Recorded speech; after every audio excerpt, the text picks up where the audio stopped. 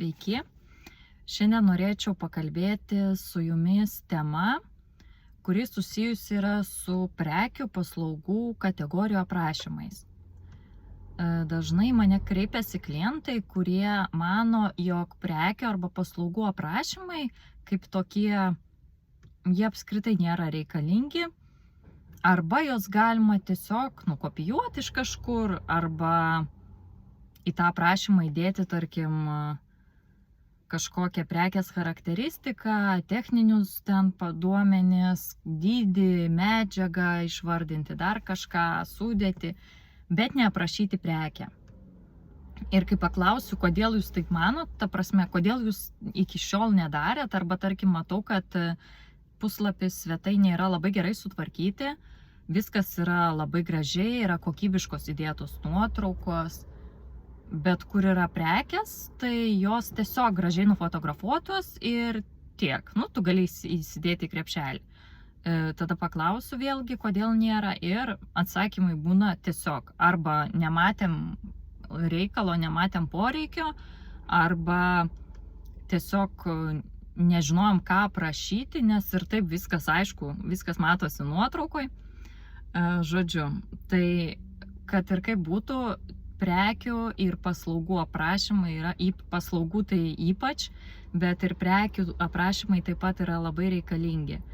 Dėl to, kad žmogus, kuris perka, jis faktas, nebūtinai skaitys tą aprašymą, bet jeigu skaitys, tai jis turi būti ne tik išsamus, bet tvarkingas, nenukopijuotas iš kažkur, nedaryti, kas yra blogiausiai, tai kai matau pakankamai populiariose parduotuvėse elektroninėse, kad yra padaryta Google Translate, kur, ta prasme, tiesiog vienas žodis lietuviškai, kitas angliškai ir ten nesuprasi. Tai taip yra dar blogiau daryti, bet kad apskritai palikti tuščią vietą irgi yra didžiulė klaida. Bet ką noriu pasakyti, kad nėra prekės, kuriai nereikia aprašymo. Nes kartais žmonės, kurie, pavyzdžiui, prekiauja ne drabužiais, ne aksesuarais, ne kažkokiam prekiam, kurias gauna ir jų turi daug, o tarkim vienetiniais daiktais, kur patys kūrė, patys tapo, patys lipdo, nesvarbu apskritai, kas tai yra, kas tai bebūtų, bet jie tai daro patys, pagamina tą produktą ir jo neaprašo. Tai čia yra dar blogiau negu neaprašytas šampūnas turbūt.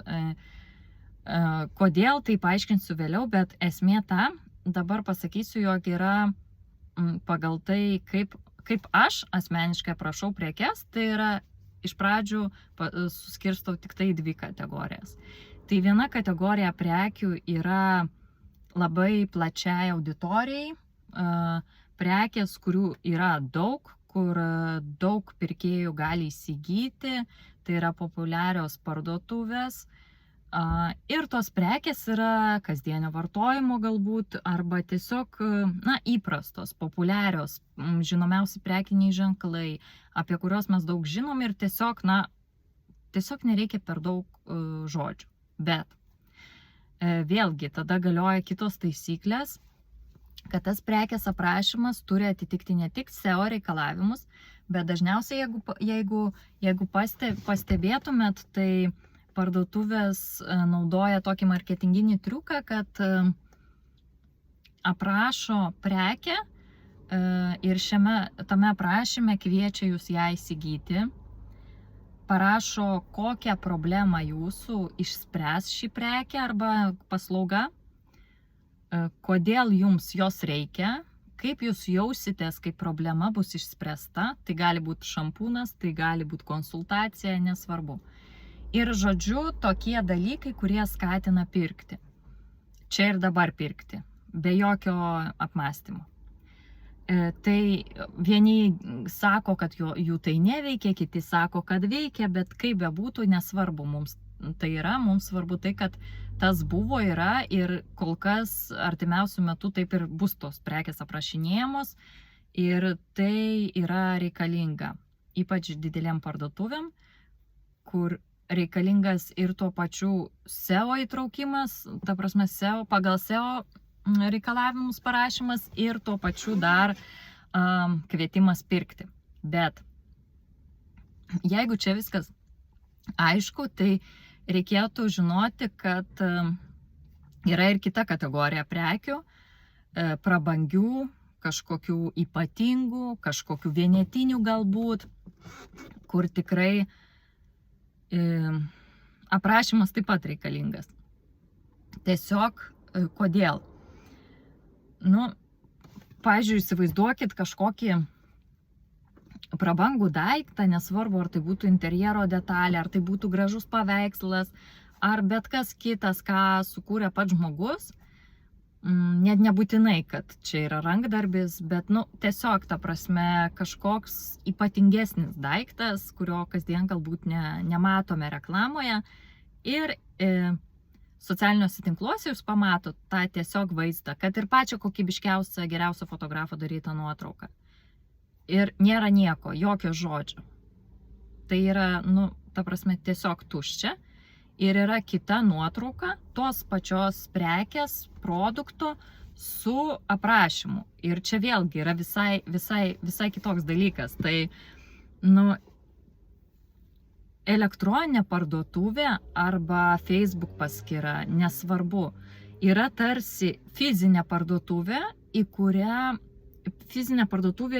jūs kviečiate klientą, kuris pas jūs ateitų, pabūtų, atrastų norimų reikalingų prekių, produktų ir jų įsigytų.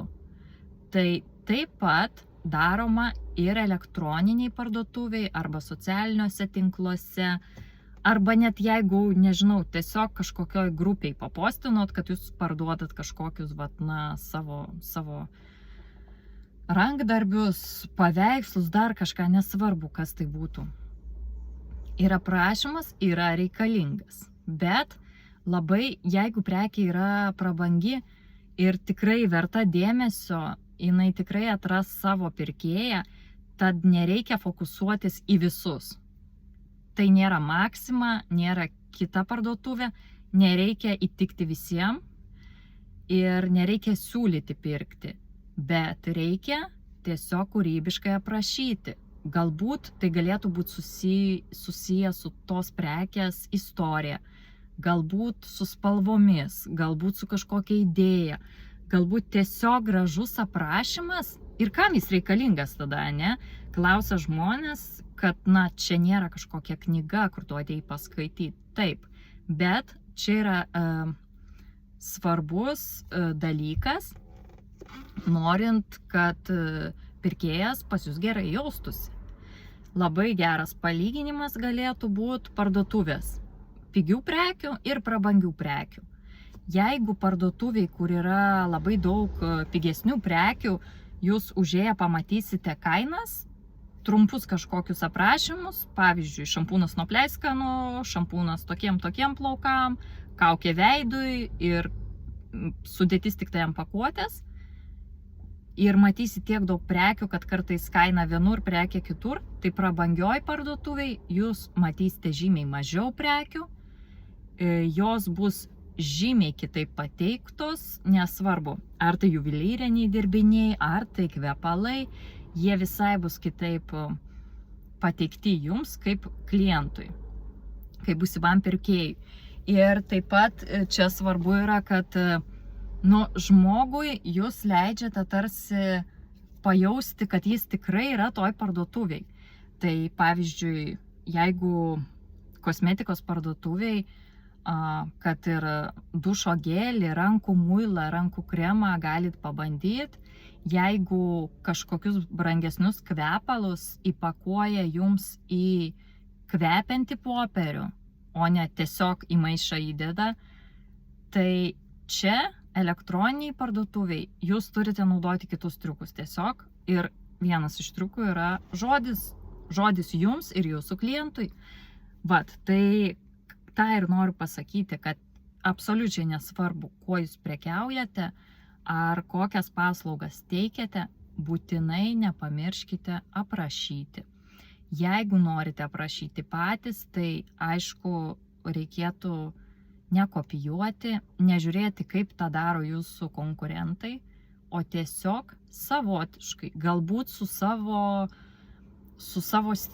stilium, galbūt su savo net ir klaidom. Ta prasme, tai galėtų būti ne gramatinės klaidos, aš turiu omeny, bet tiesiog, kad nebūtų šabloniškas aprašymas.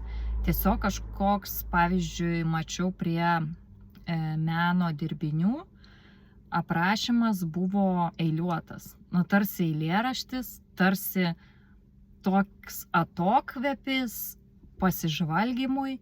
Ir vat lygiai tas pats, kaip ir fizinėse prabangiose parduotuvėse, jums nekiša tos prekės, jums nesako, kad jos labai reikia, jūs tiesiog supažindina su prabangiu prekiniu ženklu, jums duoda išbandyti, pauostyti, nesvarbu, paliesti, jums duoda tiesiog erdvės ir laiko pažinčiai su to produktu.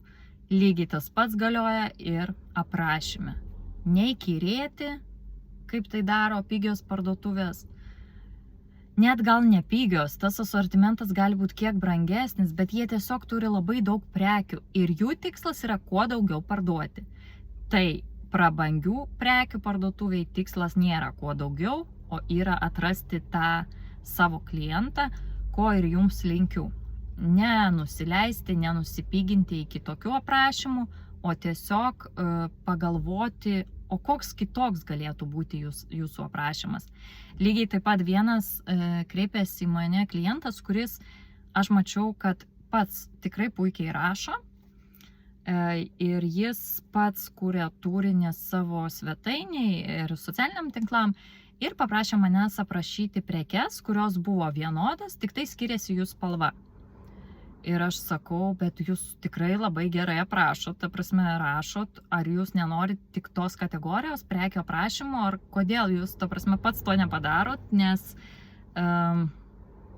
tiesiog buvo įdomu iš tikrųjų, kodėl žmogus viską pats padarė, bet va šitą skiltį paliko man. Ir jis sako, bet kaip, ta prasme aš aprašysiu, jeigu prekės yra vienodos, tik skiriasi spalva. Ir mes aprašėm su juo praktiškai kartu. Todėl, kad ėjom per tą prizmę, kad tai yra skirtingos spalvos, o spalvos irgi reiškia daug. Tai buvo interjero detalės, kurias buvo galima pritaikyti tiek namuose, tiek biure.